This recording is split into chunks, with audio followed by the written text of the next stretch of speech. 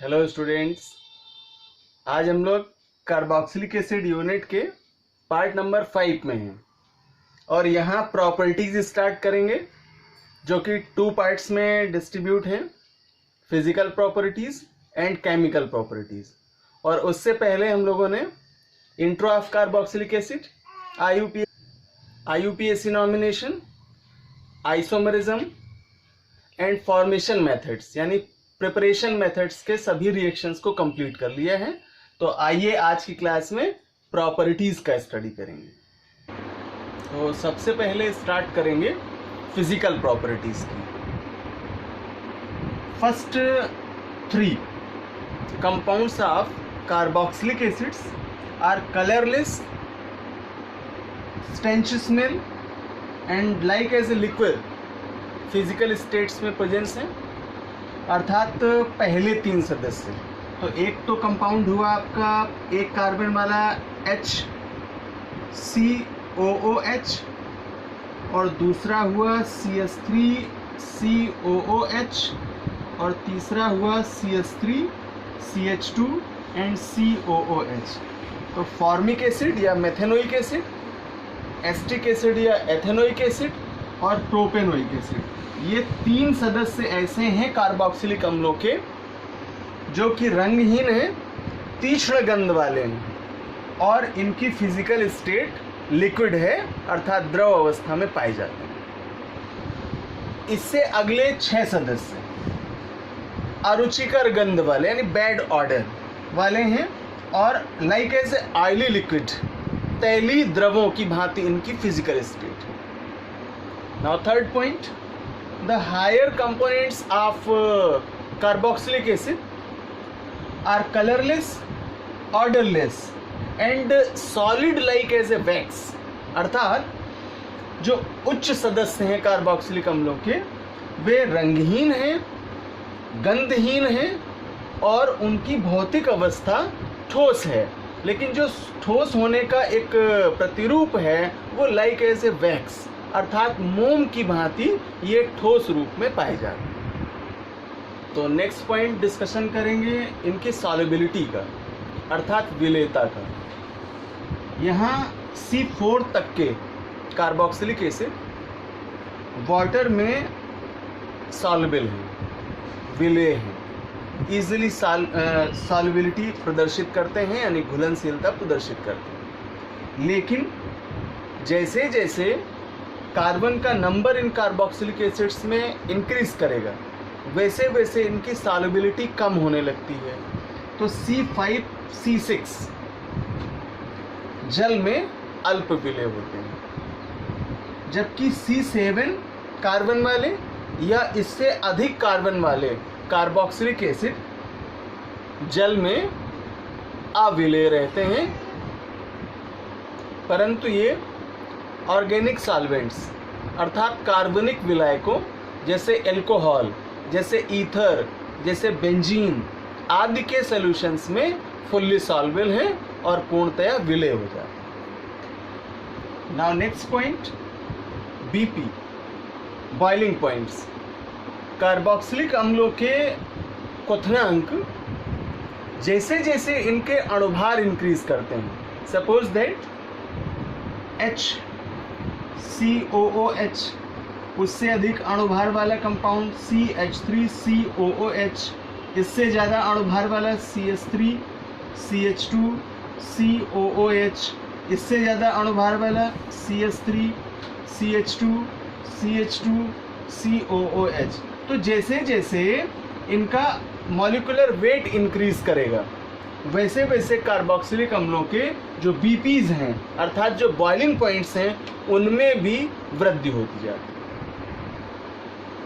तो physical properties के बाद केमिकल प्रॉपर्टीज़ का स्टडी करेंगे और केमिकल रिएक्शंस में जाने से पहले हम उन रीजन्स को एक्सप्लेन करेंगे जिनके कारण ये रिएक्शंस होती हैं। तो कार्बोक्सिलिक एसिड्स के केमिकल प्रॉपर्टीज़ को, होने वाले रिएक्शंस को हम 4 कैटेगरी में क्लासिफाइड कर सकते हैं और उनके रीज़न के माध्यम से इन रिएक्शंस को आगे स्टडी कर सकते हैं। तो आइए सबसे पहले रीजन जानते हैं, कारण जानते हैं कि किन किन रीजन्स के या माध्यमों के कारण ये अभिक्रियाएं पूरी होती हैं।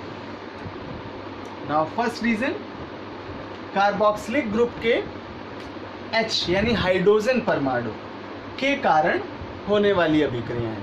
तो अगर हम इसका स्ट्रक्चर ओपन करें कार्बोक्सिलिक समूह का, तो लिखते हैं C double bond O N single bond OH। तो यहाँ उपस्थित जो हाइड्रोजन एटम है, अगर वो रिएक्शन में एज ए रिएजेंट अटैकर रूप में वर्क करेगा, तो मैकेनिज्म ऑफ केमिकल रिएक्शंस के आधार पर ये अभिक्रियाएं पूरी होंगी। नाउ सेकेंड टाइप, कार्बोक्सिलिक समूह में उपस्थित OH के पार्टिसिपेट करने के कारण, अर्थात यहाँ स्ट्रक्चर में हम देख पा रहे हैं कि ये हाइड्रोक्सिल ग्रुप की प्रेजेंस है यहाँ। तो जब ये पार्टिसिपेट करेगा प्रॉपर इस रिएक्शन में, तो इस पार्ट के कारण होने वाली केमिकल रिएक्शंस जो कि इसकी केमिकल प्रॉपर्टीज को पूरा करते हैं। नाउ थर्ड टाइप, कार्बोक्सिलिक समूह के भाग लेने पर होने वाली अभिक्रियाएं, अर्थात किसी कार्बोक्सिलिक एसिड के कंपाउंड का पूरा पार्ट जो कि कार्बोक्सिलिक समूह के अंतर्गत आता है, अर्थात COOH, जब रिएक्शन में फुल्ली पार्टिसिपेट करेगा तो उसके कारण होने वाली जो रिएक्शन, तो ये होने वाली रिएक्शंस केमिकल रिएक्शंस के अंतर्गत आएंगे। नाउ फोर्थ टाइप, एल्किल और एरिल दो समूह उपस्थित हैं। तो एरिल के लिए यहाँ बेंजीन वलय यानी बेंजीन रिंग के कारण होने वाली अभिक्रियाएं। तो इतने 4 कैटेगरी में इन केमिकल रिएक्शंस को डिस्ट्रीब्यूट करेंगे और 1 बाय 1 इनके एग्जाम्पल्स और इनके मेन रिएक्शंस का स्टडी करें। तो रिएक्शन में चलने से पहले आपको कुछ क्लू बता दूं, यहाँ जो हम लोग केमिकल प्रॉपर्टीज करेंगे वे अपने आप में व्हाट हैपन व्हेन के केमिकल रिएक्शंस हैं। तो most important for you in examination, various type of IUPAC nominal reactions are followed in the question. तो वहाँ हमें इनके IUPAC नॉमिनेशन से और इनके इंडस्ट्रियल नॉमिनेशन से दोनों ही प्रकार से इनको अच्छे से तैयारी करना चाहिए।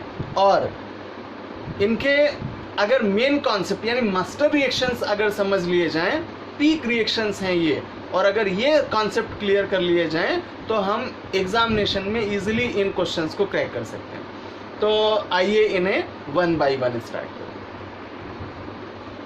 Now first we start section of reaction due to hydrogen atom of the carboxylic group, यानी हाइड्रोजन परमाणु के कारण होने वाली अभिक्रियाएं जो कि कार्बोक्सिलिक समूह में उपस्थित है। Now first reaction is reaction with metals यानी धातुओं से क्रिया। तो यहाँ जो मेटल्स की प्रेजेंस है उनमें से sodium, potassium, magnesium, calcium and Zn are the best metal. और मेटल्स क्या हैं तो हम लोग एक्सप्लेन कर चुके हैं पिछली क्लासों में, खास करके इलेक्ट्रोकेमिस्ट्री में, कि मेटल्स वे हैं जो धनायन बनाने की प्रवृत्ति रखते हैं, जिनमें इलेक्ट्रॉन्स को डोनेट करने की नेचर पाई जाती है। तो इन मेटल्स का रिएक्शन देखते हैं कार्बोक्सिलिक अम्लों के संदर्भ। ना मोस्ट इंपॉर्टेंट रिएक्शन, जब कार्बोक्सिलिक एसिड मेटल से रिएक्ट करते हैं तो ये साल्ट का फॉर्मेशन करते हैं यानी लवण बनाते हैं और हाइड्रोजन गैस को सब्सट्रैक्ट करते हैं, रिमूव करते हैं according to master reaction. RCOOH carboxylic group है और एल्किल समूह है, चूंकि R जुड़ा है, रिएक्ट कराते हैं सोडियम धातु से। और यहाँ पर जो भी धातुएं हैं वे इसी कॉन्सेप्ट में रिएक्टेबल हैं। तो जब सोडियम धातु से रिएक्ट कराते हैं तो यहाँ से twice atoms of hydrogen molecular form में H2 को रिमूव करेंगे, हाइड्रोजन गैस आउट हो जाएगी और सोडियम के परमाणु इसकी वैलेंसी को पूरा करेंगे, जिससे RCOONA प्राप्त होगा। एग्जाम्पल करेंगे इसी रिएक्शन का। Suppose that CH3COOH acetic acid दिया, या यहाँ अगर हम H लगा देते तो फॉर्मिक एसिड का एग्जाम्पल भी कर सकते थे। ट्वाइस मॉलिक्यूल रिएक्ट कराया सोडियम से, हाइड्रोजन गैस के रिमूवल से, सब्सट्रैक्शन से प्रोडक्ट मिलेगा CH3COONA। तो जब हम केवल COO तक देखते हैं किसी कंपाउंड्स को तो ये एसीटेट है, और जिस मेटल का होगा उसी मेटल का एसीटेट नॉमिनेट होगा, तो इसे कहेंगे सोडियम एसीटेट। तो एसिटिक एसिड से सोडियम एसीटेट का फॉर्मेशन होगा और हाइड्रोजन गैस रिमूव होगी। यहाँ sodium acetate as a salt अर्थात लवण के रूप में मुख्य उत्पाद के रूप में प्राप्त होता है। तो इस रिएक्शन का कॉन्सेप्ट आया कि जब धातुएं कार्बोक्सिलिक अम्लों से क्रिया करती हैं तो उन धातुओं के ही लवण प्राप्त होते हैं। बाइवेलेंट मेटल्स के लिए देखते हैं दो रिएक्शंस, एक कैल्शियम के लिए और फिर इसके बाद जिंक के लिए। CH3COOH और इसका एक मॉलिक्यूल और दिखाते हैं CH3COOH, और यहाँ Zn से रिएक्ट कराते हैं। चूंकि Zn बाइवेलेंट है तो इसलिए हमें ट्वाइस लेने की आवश्यकता नहीं है। अब यहाँ जब ये रिएक्ट करेंगे तो हाइड्रोजन सबस्ट्रैक्ट हो जाएगा और H2 के सबस्ट्रक्शन से जिंक इनकी वैलेंसी को कवर करेगा। तो हम इसे टेकन 2 में भी लिख सकते हैं या वैलेंसी को इस तरह से भी रिप्रेजेंट करें, CH3COO एंड CH3COO, या लिख सकते हैं CH3COO का होल टेकन 2 Zn, और नॉमिनेट करेंगे तो ये जिंक एसीटेट का फॉर्मेशन होगा। इसी प्रकार कैल्शियम एसीटेट का, इसी प्रकार मैग्नीशियम एसीटेट का, क्योंकि ये सभी बाइवेलेंट एलिमेंट्स हैं, और यहाँ पोटेशियम मोनो है जैसा कि सोडियम। अब इसे एरोमेट्स के संदर्भ में कंप्लीट करें।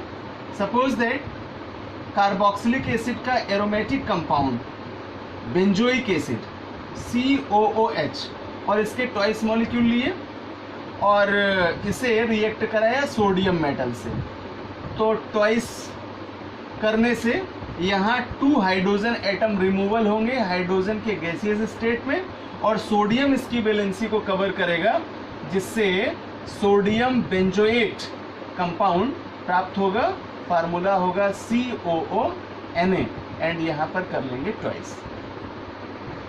Now next reaction with base, क्षारों से क्रिया। सबसे पहले तो बेस का आइडेंटिफिकेशन।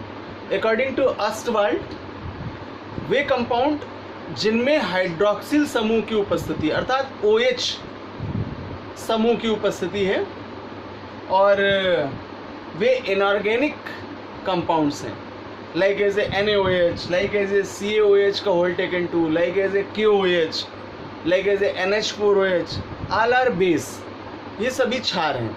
उनमें से अगर हम और क्लासिफिकेशन में जाएं तो स्ट्रांग और वीक, बट यहाँ हम स्ट्रांग बेसिस से रिएक्ट कराते हैं, और सबसे बेस्ट है इसमें से sodium hydroxide NaOH।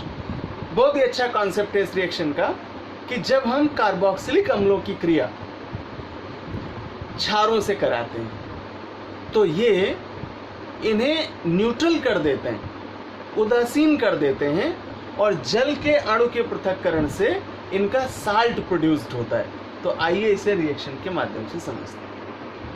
Main reaction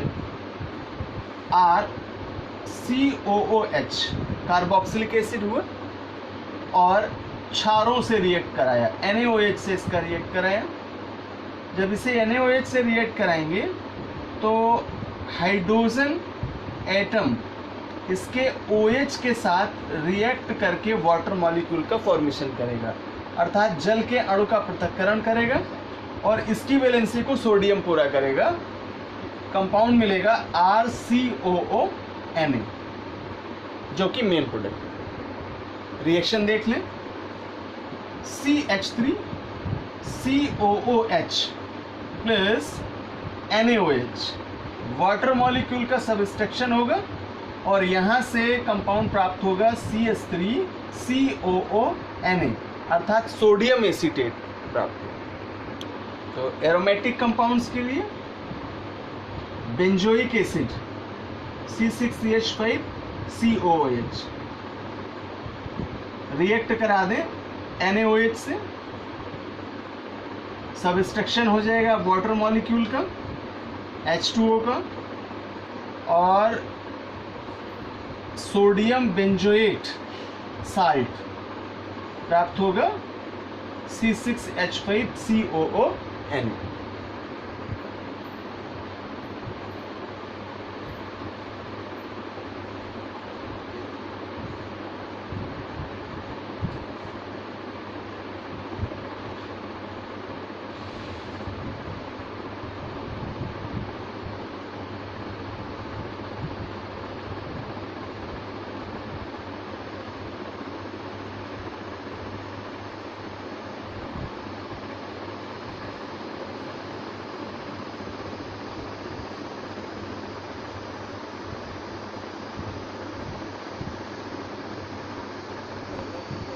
Now next reaction with carbonates।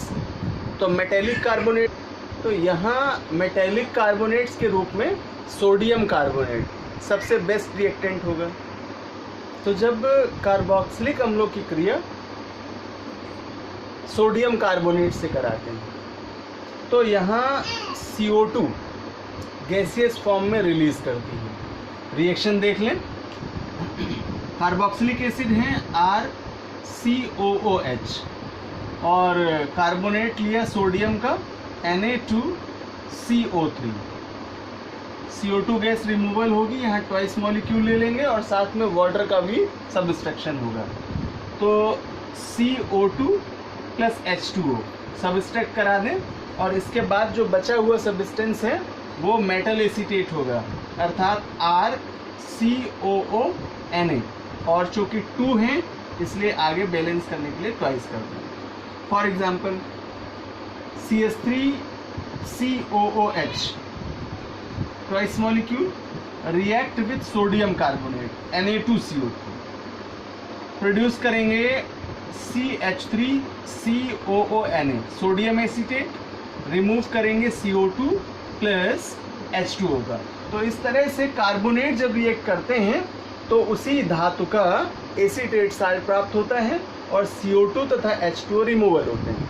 Note point for you, यही रिएक्शन अगर हम बाइकार्बोनेट से कराएं तो बाइकार्बोनेट्स के लिए सपोज दैट NaHCO3 फार्मूला होगा, या मेटल का और बाइकार्बोनेट ले लें तो वहाँ पर भी यही सेम कॉन्सेप्ट होगा कि CO2 और H2O का रिलीज होगा, सबस्ट्रक्शन होगा और उस मेटल का एसीटेट प्राप्त होगा। हाँ, डिफरेंस क्या होगा कि बैलेंसिंग मॉलिक्यूल की आवश्यकता नहीं होगी, इजीली ये डायरेक्ट रिएक्शन हो जाएगी। तो कार्बोनेट्स और बाइकार्बोनेट्स दोनों से ही कार्बोक्सिलिक एसिड रिएक्टेबल।